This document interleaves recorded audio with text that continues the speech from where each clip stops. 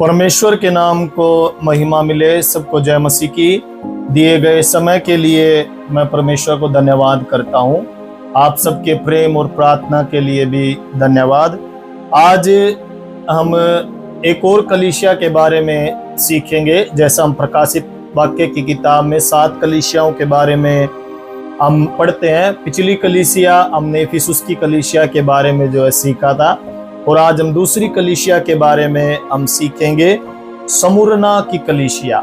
और मेरा आज का जो मुख्य विषय है वो ये है कि एक पीड़ा सहती कलीसिया, मतलब एक पीड़ा में से गुजरती हुई कलीसिया के बारे में हम जो है स्मुरना कलीसिया के बारे में देखते हैं। और परमेश्वर स्मुरना कलीसिया के दूत को संदेश देता है, जैसा हम प्रकाशित वाक्य 2:8 में लिखा हुआ है, जो प्रथम और अंतिम है, जो मर गया था और अब जीवित हो गया है, वो यह कहता है कि मैं तेरे कलेश और दरिद्रता को जानता हूँ, परंतु तू धनी है, और जो लोग अपने आप को यहूदी कहते और है नहीं, और शैतान की सभा है, उनकी निंदा को भी जानता हूँ। जो दुख तुझको झेलने होंगे उनसे मत डर, क्योंकि देखो शैतान तुम में से हर एक को जेल खाने में डालने पर है, ताकि तुम परखे जाओ, और तुम्हें 10 दिन तक कलेश उठाना होगा। प्राण देने तक विश्वासी रहे तो मैं तुझे जीवन का मुकुट दूंगा। जिसके कान हो वह सुन ले कि आत्मा कलीसियाओं से क्या कहता है। जो जय पाए उसको दूसरी मृत्यु से हानि न पहुंचेगी।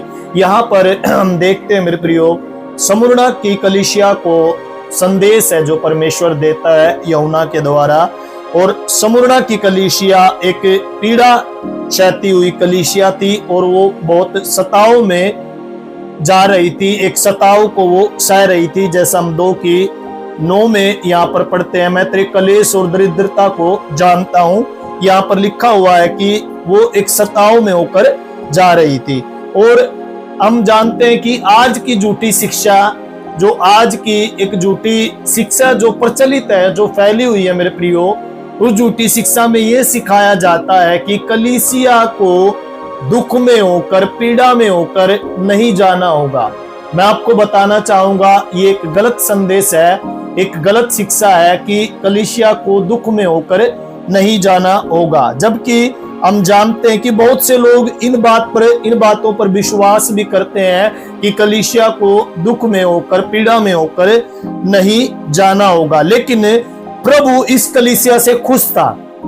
देखिएगा, लिखा हुआ है कि परंतु तू धनी है, क्योंकि परमेश्वर इस कलीसिया से खुश था, क्योंकि ये कलीसिया दुख में होकर, पीड़ा में होकर जो है जा रही थी।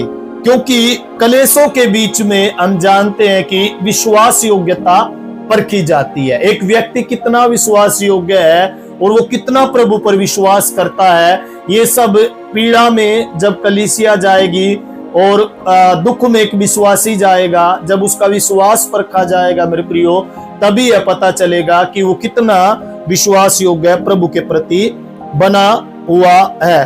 और प्रभु यीशु मसीह अपने लोगों को शुद्ध करने के लिए, अपने लोगों को पवित्र करने के लिए सताव में खुद जाने देता है।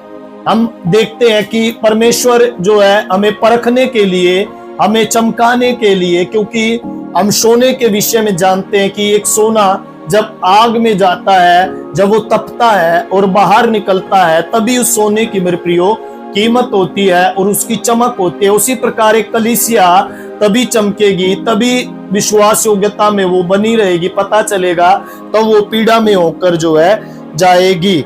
लेकिन हम सब जानते हैं कि कलेशों ने इस कलीसिया को आत्मिक रूप से धनवान बना दिया था। देखिए, जब कलेश आया तो ये आत्मिक रूप से इतनी मजबूत हो गई, आत्मा में ये कलीसिया इतनी बढ़ गई कि ये आत्मिक धनवान जो है बन गई। कलेश ने इसको धनवान बना दिया, आत्मिक रूप से धनवान। आत्मा में ये कलीसिया, स्मुरना की कलीसिया इतनी बढ़ गई कि आत्मिक रूप से ये कलीसिया जो है धनवान मेरे प्रियो बन गई। हम सब जानते हैं कि हम में से हमारे मन में एक सवाल आता है कि क्या शैतान हमें बंदी गृह में डाल सकता है? बिल्कुल, मैं आप लोगों को बताना चाहूंगा कि शैतान हमें बिल्कुल बंदी गृह में डाल सकता है और वो जो है हमें अदालतों में घसीट कर ले जा सकता है, पंचायतों में वो खड़ा करा सकता है। हम सब जानते हैं, क्योंकि धार्मिक लोग जो होते हैं, धार्मिक लोग ही जो है अदालतों में और पंचायतों में प्रभु के विश्वास के कारण जो है खड़े होते हैं। जैसा यहाँ पर लिखा है कि और जो लोग अपने आप को यहूदी कहते और है नहीं, पर शैतान की सभा में उनकी निंदा को भी तू जानता है। यहाँ पर ये कलीसिया कुछ ऐसे लोगों को झेल रही थी जो अपने आप को यहूदी कहते थे, लेकिन वो शैतान की सी चाल चलते थे।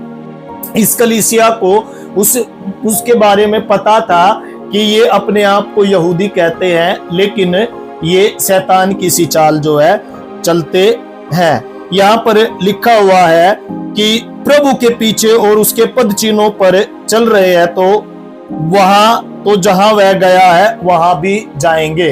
अगर हम परमेश्वर के पद चिन्हों पर चल रहे हैं तो जैसा प्रभु यीशु मसीह के साथ हुआ वैसा ही हमारे साथ भी मेरे प्रियो होगा, क्योंकि परमेश्वर का वचन लिखा हुआ है, जब हरे पेड़ के साथ ऐसा होगा तो तुम सूखे पेड़ों के साथ ऐसा क्यों नहीं हो सकता? बिल्कुल होगा। जब प्रभु यीशु मसीह को दुख झेलना पड़ा, उसको पीड़ा सहनी पड़ी, तो एक कलीसिया को हमें भी एक पीड़ा में से होकर जो है गुजरना पड़ेगा।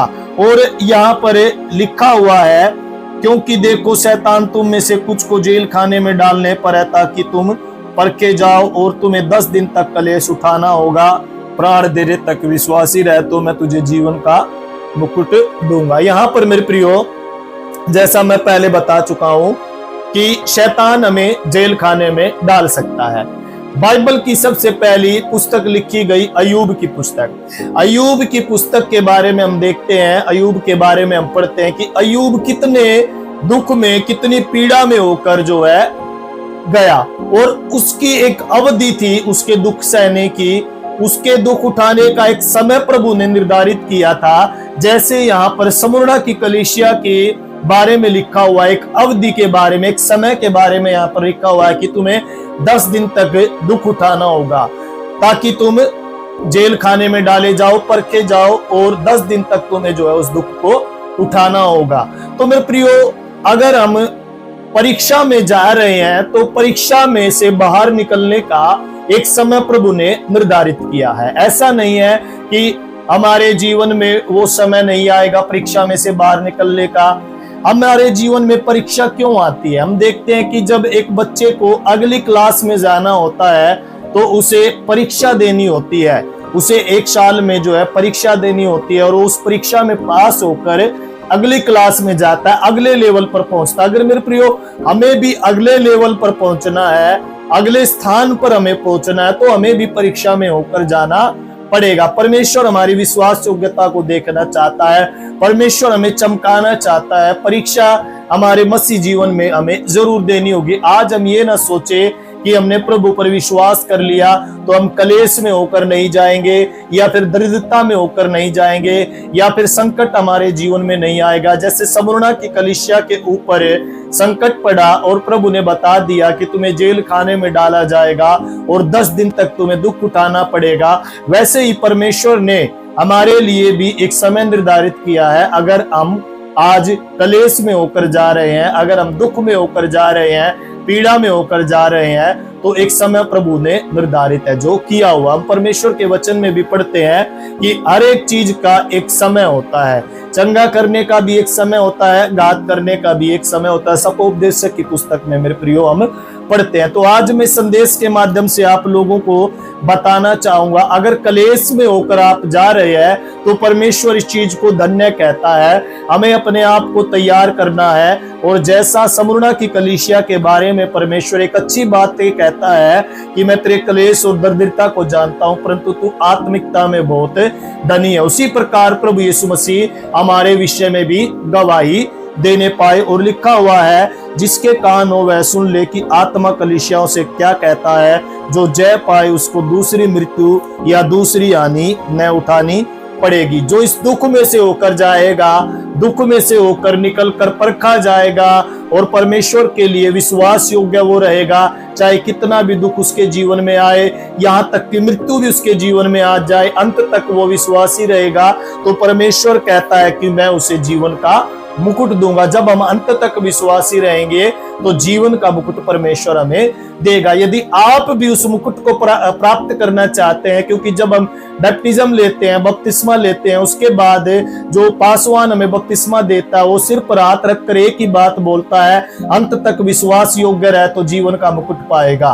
तो विश्वास योग्य रहना है हमें, और जीवन का मुकुट प्राप्त करने के लिए हमें उस क्लेश में से होकर जाना है, उस परीक्षा में से होकर जाना है, और परमेश्वर है सारी परीक्षाओं में से हमें बाहर निकालने वाला, क्योंकि एक समय परमेश्वर ने निर्धारित किया है। तो इसलिए हमें स्मुरना की कलीसिया के जैसे जो है बनना है, परमेश्वर जानता है, और जो शैतान किसी चाल चलते हैं हमें उनको परखना है। वो अपने आप को यहूदी तो कहते हैं, लेकिन शैतान के सारे कामों को वो करते हैं। हो सकता है आज हमारे बीच में कुछ ऐसे लोग होंगे जो अपने आप को विश्वासी कहते होंगे, लेकिन उनके कार्य शैतान के से कार्य होंगे। इसलिए हमें उन्हें जो है परखना है, हमें उन्हें देखना है, क्योंकि उन्हीं के द्वारा है जो हम दुख उठाते हैं, क्लेश उठाते हैं। तो इस संदेश के द्वारा परमेश्वर आप सबको आशीष दे। मैं आप लोगों के लिए प्रार्थना करना चाहूंगा। स्वर्गीय पिता, हम आपको धन्यवाद देते हैं। आज स्मुरना की कलीसिया के बारे में हमने प्रभु सीखा, उसके लिए प्रभु धन्यवाद। और अच्छी बात है प्रभु, आपने स्मुरना की कलीसिया के बारे में बताई प्रभु जी, और दुख उठाने के विषय में भी प्रभु आपने परमेश्वर पिता बता दिया कि तुझे दुख उठाना पड़ेगा। आज हम में से प्रभु प्रत्येक व्यक्ति खुदावंत परमेश्वर तेरे लिए प्रभु दुख उठाने वाला बने। आज हम कंफर्ट जोन को छोड़कर प्रभु जी, हालेलुया प्रभु जी, आमेन हालेलुया, तेरे लिए प्रभु आमेन हालेलुया, दुख उठाए। कलीसिया एक ऐसी कलीसिया बन जाए जो परमेश्वर पिता पीड़ा में होकर भी प्रभु विश्वास योग्य रहे। प्रभु हम धन्यवाद देते हैं, सारी महिमा तुझे देते हुए मसीह यीशु के नाम में हम इस प्रार्थना को मानते सुन और ग्रहण कर पिता, आमीन आमीन। सो परमेश्वर का धन्यवाद हो। आज हमने जो है स्मुरना की दूसरी कलीसिया के बारे में सीखा। अगर परमेश्वर हमें समय देता है तो आगे जो कलीसियाएं बची हुई है उस कलीसियाओं के बारे में भी हम आप लोगों को सिखाने का और खुद सीखने का भी प्रयास करेंगे। पवित्र आत्मा जो हमें सीखता और सिखाता है, सो परमेश्वर संदेश के द्वारा आप सबको आशीष दे। यदि आप लोग प्रार्थना कराना चाहते हैं तो स्क्रीन के ऊपर एक नंबर दिया गया है, आप उस पर कांटेक्ट करें। हम आपके लिए प्रार्थना करेंगे और आप अपनी प्रार्थनाओं में हमें जरूर याद रखें। परमेश्वर आप सबको आशीष दे। जय मसीह।